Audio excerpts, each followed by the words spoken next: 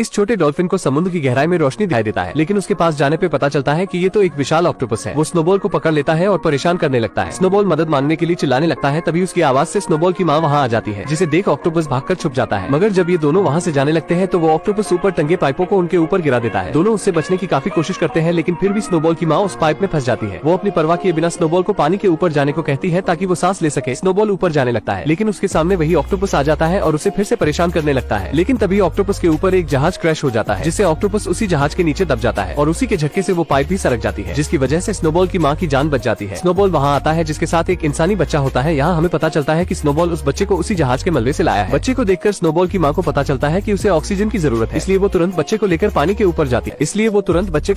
के ऊपर जाती है। इसके बाद हम समुद्र के कई क्रीचर्स को देखते हैं और इन सभी का एक कछुआ सरदार होता है। सरदार को उस बच्चे की मासूमियत देखकर उसे समुद्र में रहने की इजाजत दे देता है। इसके बाद स्नोबॉल की माँ उस बच्चे का नाम लुकस रखती है। समय बीतता है और हम स्नोबॉल और लुकस को देखते हैं, जो अब बड़े हो चुके हैं और वो हमेशा हंसी खुशी खेलते रहते हैं। लेकिन एक दिन स्नोबॉल लुकस को उसकी सच्चाई बता देता है कि वो उसे जहाज के मलबे में मिला था और ये भी कहता है कि तुम डॉल्फिन नहीं हो और न ही कोई क्रिएचर, तुम तो बस एक इंसान के बच्चे हो। ये बात सुनकर लुकस उससे और भी सवाल पूछने लगता है और कहता है तो मुझे उसी जहाज के मलबे के पास ले चलो। लुकस के काफी जिद करने पर स्नोबॉल उसकी बात मान जाता है और दोनों वहाँ पहुँच जाते हैं। लुकस जहाज के मलबे के अंदर जाने के लिए उसका दरवाजा खोलता है और दोनों अंदर चले जाते हैं, लेकिन दोनों इस बात से अनजान थे कि इनकी इस गलती की वजह से सालों पहले कैद हुआ ऑक्टोपस मलबे से बाहर निकल जाएगा और इन्हें पता भी नहीं चलता। तभी लुकस को एक लॉकेट मिलती है। लुकस उसमें लगी फोटो को अपनी माँ मानकर उसे रख लेता है और वहीं इन्हें ढेर सारे चमकते हुए प्लांटिस मिलते हैं, जिसे खाने के बाद दोनों अपना होश खो बैठते हैं और खुशी से खेलने लगते हैं। लेकिन स्नोबॉल की माँ को ये बात पता चल जाती है कि स्नोबॉल लुकस को सारी सच्चाई बता चुका है और ये दोनों जहाज के मलबे में भी गए थे। लेकिन लुकस स्नोबॉल की माँ से गुस्सा हो जाता है, क्योंकि उन्होंने उससे ये बात छिपाई थी। इसलिए लुकस को लगता है कि उसकी असली माँ उसे जहाज के मलबे में मिल सकती है और लुकस स्नोबॉल के साथ वहाँ पहुँच जाता है। लेकिन तभी वहाँ स्नोबॉल की माँ आ जाती है, जो उन्हें वहीं रुकने को कहती है और खुद की जान खतरे में डालकर मलबे के अंदर लुकस की माँ को ढूंढने चली जाती है। लेकिन तभी इसका फायदा उठाकर वो ऑक्टोपस स्नोबॉल की माँ को उसी मलबे में कैद कर देता है। ये दोनों अपनी माँ को बचाने की बहुत कोशिश करते हैं, लेकिन लुकस को ऑक्सीजन की कमी होने लगती है। इसलिए स्नोबॉल की माँ स्नोबॉल को उसे ऊपर ले जाने को कहती है ताकि उसे ऑक्सीजन मिल सके। स्नोबॉल ऐसा ही करता है और कठिनाइयों का सामना करते हुए लुकस को बचा लेता है। इसके बाद ये दोनों अपने कबीले के सरदार के पास जाते हैं और उन्हें सारी बात बताते हैं, लेकिन उन्हें लगता था कि वो तो सालों पहले ही मर चुका है। तभी वहाँ वो ऑक्टोपस आ जाता है